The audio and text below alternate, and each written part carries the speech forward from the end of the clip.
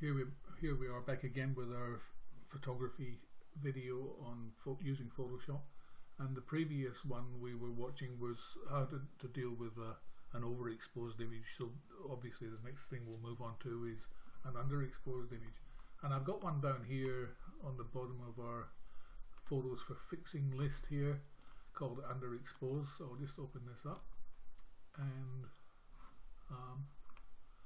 I'll use I want to use here a tool that we that's on the tool panel, and it's down here called the Dodge tool. So you can see this is a typical backlit photograph that where there's a slight underexposure of the subject here, and one of the ways of dealing with this one pretty quickly is to use a tool that's designed on a metaphor for the way that photographs used to be produced in the days pre-digital. So in those days the negative would be put on an enlarger, light shone through the negative to shine onto a photographic or a photosensitive paper, and that light could be controlled to some extent by using devices like that paddle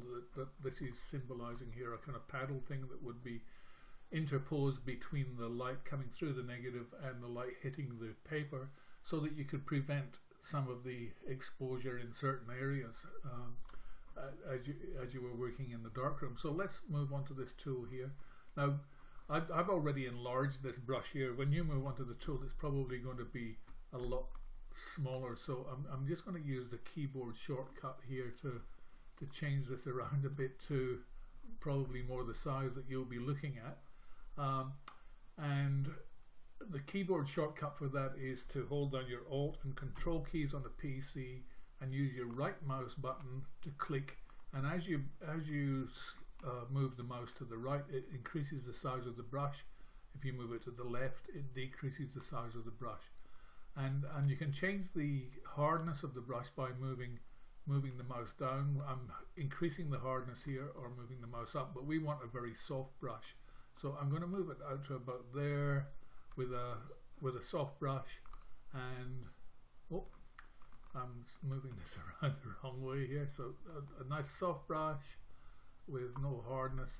And now when I start to use this, the exposure is set to 50% here.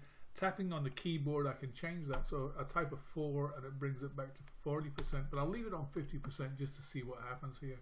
And all I'm going to do here now is just click and drag the mouse around, but I'm not letting go of the mouse key. I'm using the left button on the mouse, and I'm not letting go, otherwise it's going to apply what I've done, and then I'll have this kind of patchy effect. Now I've let go, and now if I do that again, you can see it actually increases the effect that I'm using. But if I do it with little clicks and keep continually letting go, you're going to get a very patchy kind of effect. So it's better to do this in one pass with the mouse button down all the time, and you can see that does a reasonable job of bringing back the information. Interestingly, underneath that Dodge tool there's another tool called the Burn tool that does the opposite, where the person using the enlarger would use the fingers to allow the light to pass through between the thumb and forefingers, and it would burn the image in, and you can see what's happening there as I use that one. Okay, so I'll just step back a little bit here. If I go to step backward, which is Alt Control Z, I can step back through, or I can go to my history panel here and move back to where we were before.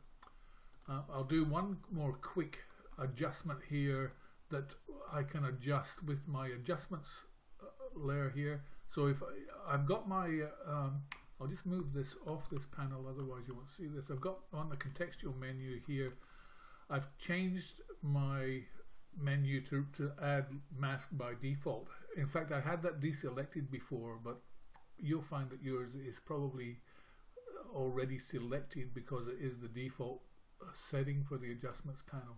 So but anyway, I'm going to put this panel back in here again, and if I now add a mask, so I'll very quickly use my quick selection tool here, and I'll just increase the size of this brush. So that's Control Alt and right clicking to change the size of the brush, and I don't want it much bigger than it is actually, and the hardness isn't all that critical here, and I'm just going to quickly click and drag here to make a very rapid selection of the subject.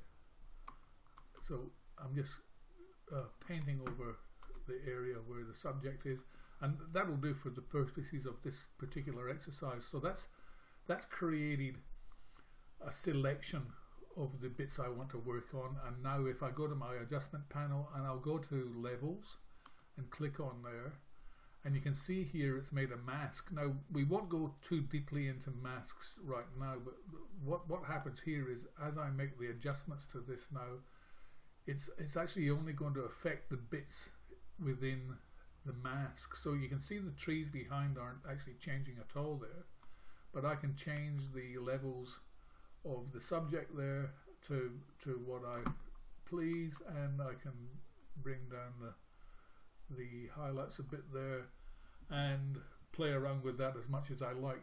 So that's an introduction to masks, but we'll look at them much more carefully as we proceed through these lessons. Okay, I'll leave that video there.